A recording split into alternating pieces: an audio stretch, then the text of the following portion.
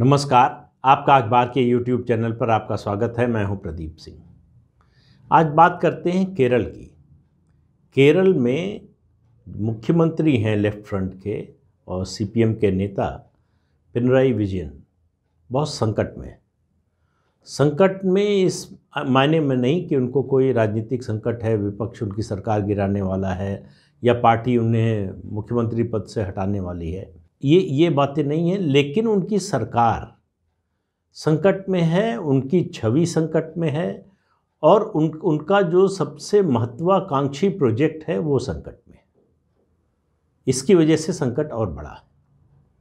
तो पहले तो बात बताता हूँ कि क्या है प्रोजेक्ट, क्या है और क्यों संकट में है और कारण क्या है उसका। पिनराई विजयन ने इस बार चुनाव जीतने के बाद एक महत्वाकांक्षी योजना बनाई। ये योजना रेलवे की है, यानी हाई स्पीड रेलवे ट्रैक। अभी जो केरल में स्थिति है वहाँ कम्यूटिंग यानी ट्रांसपोर्ट में, चाहे वो रोड के जरिए जाएं चाहे रेल के जरिए जाएं, चूँकि ज़मीन कम है, जगह कम है, इसलिए बड़ा कंजेस्टेड है। वहाँ ट्रेनें लगभग 45 किलोमीटर की औसत स्पीड से चलती हैं। तो इससे आप अंदाज़ा लगा लीजिए। अभी जो राजधानी है तिरुवनंतपुरम, वहाँ से कासरगोड जाने में, जो तिरुवनंतपुरम जो है दक्षिण में है, कासरगोड राज्य के उत्तरी हिस्से में है, इन दो शहरों के बीच में अगर आपको जाना है तो 12 घंटे लगते हैं। तो ये सब इन चीज़ों को देखते हुए उन्होंने एक बड़ी महत्वाकांक्षी योजना बनाई है जो 63,940 करोड़ की परियोजना है। उसका नाम है सिल्वर लाइन। सिल्वर लाइन के जरिए उनको लगता है कि ये केरल की अर्थव्यवस्था के लिए सिल्वर लाइन होगी, ये केरल के पर्यावरण के लिए सिल्वर लाइन होगी, ये केरल के लोगों की सुविधा की दृष्टि से सिल्वर लाइन होगी, ये उनको लगता है राजनीतिक रूप से उनकी सिल्वर लाइन होगी। इस प्रोजेक्ट के बनने के बाद ये सबसे महत्वाकांक्षी केरल का प्रोजेक्ट है।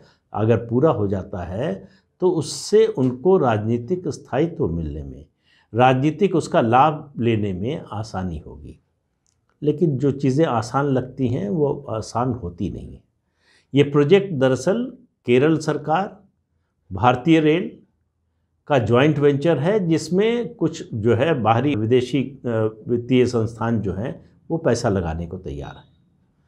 अभी हाल ही में उन्होंने प्रधानमंत्री को चिट्ठी लिखी है, सारी क्लियरेंसेस जो हैं वो जल्दी से जल्द दिलवाने में मदद करें। प्रधानमंत्री मदद भी कर देंगे, पैसे की भी समस्या नहीं होने वाली है इस प्रोजेक्ट के लिए। और ये प्रोजेक्ट जो है 11 जिलों से होकर गुजरेगा, केरल के 11 जिलों से होकर गुजरेगा और दक्षिण से उत्तर तक पहुंचेगा। और इस दौरान जो है हर ज़िले में 11 स्टेशन होंगे। ट्रेन की स्पीड होगी 200 किलोमीटर प्रति घंटा। तो जाहिर है कि चाहे सामान की ढुलाई हो चाहे पैसेंजर की ढुलाई हो, स्पीड बढ़ जाएगी, समय कम लगेगा। जो तिरुवनंतपुरम से कासरगोड पहुंचने में अभी 12 घंटा लगता है, ये अगर प्रोजेक्ट पूरा हो गया तो सिर्फ 4 घंटे में पहुंच जाएंगे। अब ये सब बातें सुनकर बहुत अच्छा लगता है। और ये जो स्टेशन बनाने की बात है उसमें कहा गया है कि 4 जो है स्टेशन वो एलिवेटेड होंगे, एक अंडरग्राउंड होगा और बाकी जो है ज़मीन पर होंगे। 9 डिब्बों की गाड़ी चलेगी जिसमें 675 पैसेंजर जा सकते हैं। इसके अलावा हर 500 मीटर पर एक अंडरपास बनेगा जिससे रोड ट्रैफिक जो है वो बाधित ना हो, वो सुचारू रूप से चलता रहे। अब इन सब बातों को सुनने के बाद आपको लगेगा कि ये तो बेहतरीन प्रोजेक्ट है, इसमें कोई दिक्कत नहीं होनी चाहिए। लेकिन दिक्कत बहुत बड़ी हो रही है। दिक्कत ये हो रही है कि कुल 1383 हेक्टेयर ज़मीन का अधिग्रहण होना है और उसमें से 1198 हेक्टेयर निजी लोगों की ज़मीन ली जानी। दरअसल पेंच यहीं पर है कि सरकारी ज़मीन तो है नहीं ज़्यादा, इसमें ज़्यादातर निजी लोगों के घर हैं, मकान हैं, या उनके प्लॉट हैं, या उनकी खेती की ज़मीन है। समस्या वहाँ हो रही है उस 1198 हेक्टेयर ज़मीन के अधिग्रहण की। इस प्रोजेक्ट को मंजूरी कैबिनेट की, राज्य सरकार की कैबिनेट की मिली जून 2021 में। उसके बाद से अब सर्वे का काम शुरू हुआ है। अब मामला फंसा कहाँ है? मामला फंसा ये है कि केरल की सरकार ये सब गुपचुप तरीके से करना चाहती है, छिप छिपा कर। वो लोगों को बताना नहीं चाहती कि किसका घर गिरेगा, किसकी दुकान जाएगी, किसका दफ्तर जाएगा, किसका खेत जाएगा, किसकी ज़मीन जाएगी, ये कुछ बताने को तैयार नहीं। चुपचाप सर्वे किया जा रहा है। और लोगों को पता कैसे चला? दो तरीके से पता चला। अपनी सरकार से नहीं पता चला, दो तरीके। एक तो सर्वे की रिपोर्ट जब छपी तो उसमें नंबर देखने के बाद उनको पता चला कि ये तो इसमें तो मेरा भी घर आएगा। तो किसी को लगा मेरी दुकान आएगी, किसी को लगा कि ये तो इसमें तो मेरा जो है जिसमें धान की खेती करते हैं वो खेत है वो आएगा, किसी का जो है प्लॉट आएगा। तो विरोध शुरू हुआ। दूसरा पता कैसे चला? रात में छिपकर आधी रात के बाद केरल सरकार के अधिकारी मार्किंग के लिए चौकोर बड़े जो है पत्थर रख कर गए।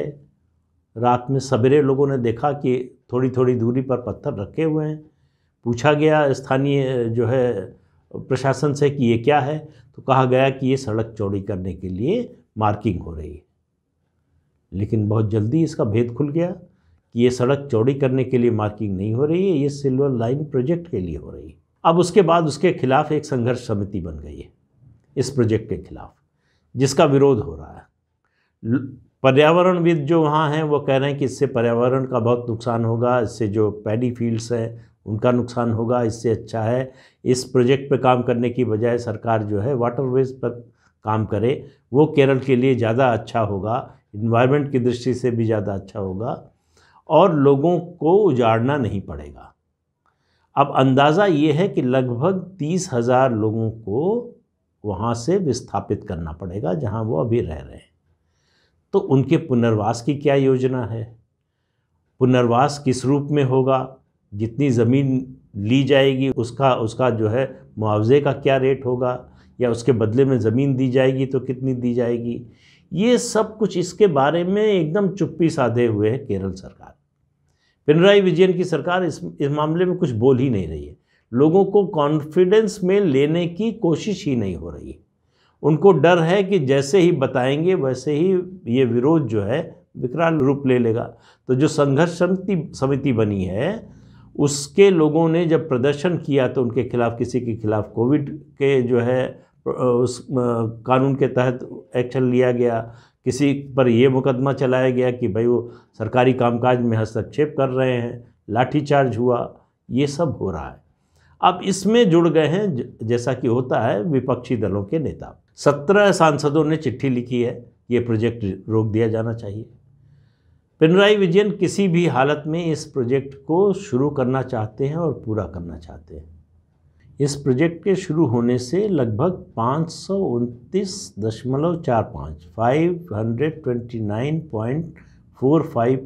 किलोमीटर का जो है इलाका इस प्रोजेक्ट में आएगा।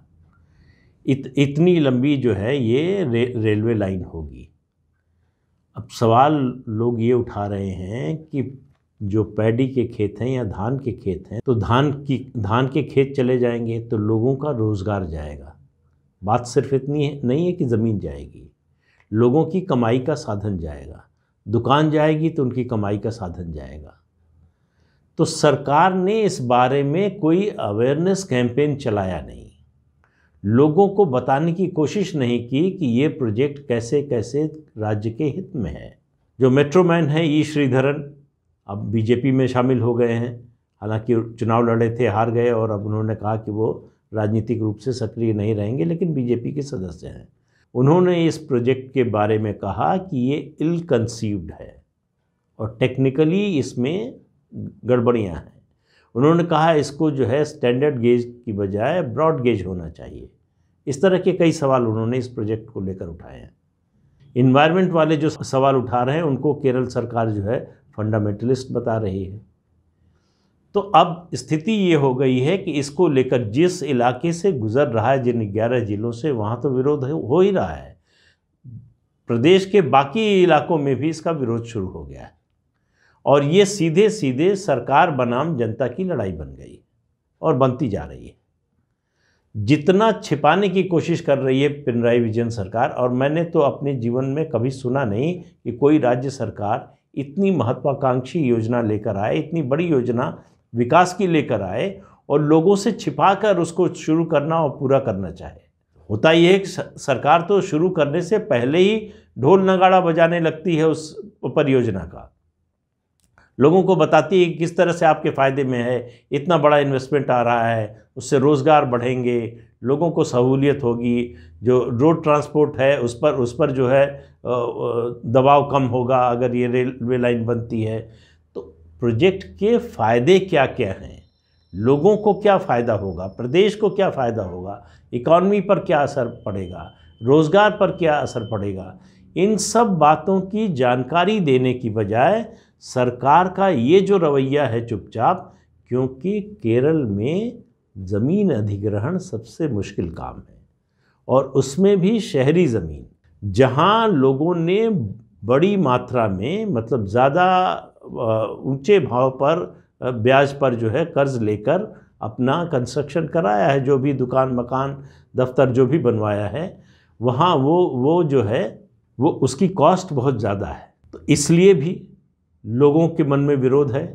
हमारी जमा पूंजी से खड़ी की हुई संपत्ति जो है वो चली जाएगी और ट्रांसपेरेंसी नहीं होने की वजह से और ज़्यादा जो है विरोध है कि आप लोगों को बताएं तो कि भाई आपका इतने का नुकसान होगा, ये हमारा अनुमानित फिगर है हमारी कि इतने का नुकसान हो सकता है, हम आपको मुआवजे में इससे बढ़ाकर इतना दे रहे हैं, जो कि हर एक्विजिशन, लैंड एक्विजिशन में होता है, जो नियम बना हुआ है कि जो है मार्केट रेट जो है उससे 3-4 गुना पे जो है वो सरकार एक्वायर करेगी या जो भी एक्वायर करना चाहता है।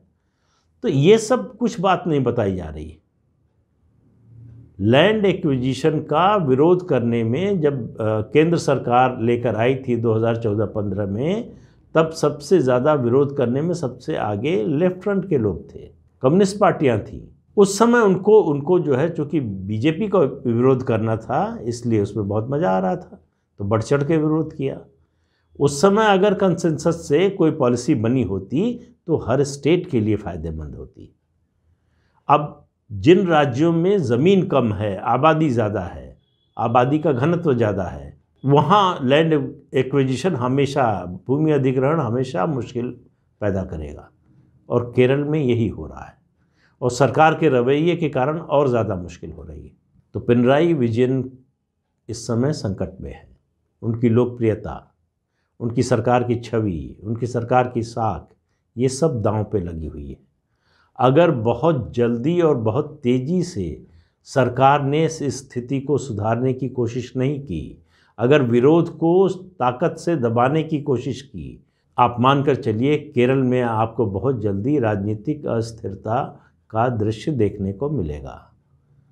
और इस मौके के इंतज़ार में विपक्षी दल बैठे हुए हैं कि जैसे ही जनता की नाराज़गी बढ़े उसमें शामिल हो जाए और फिर सरकार के लिए उससे रोक पाना, उस पर नियंत्रण करना मुश्किल होगा।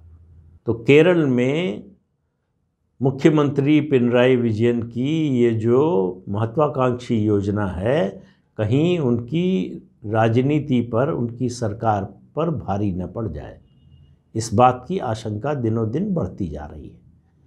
तो आज के अंक में इतना ही। अगले अंक में फिर मिलेंगे किसी नए मुद्दे के साथ। तब तक के लिए इजाज़त दीजिए। नमस्कार। आपसे अनुरोध है कि ये चैनल देखिए, शेयर कीजिए, लाइक कीजिए और सब्सक्राइब ज़रूर कीजिए। नमस्कार।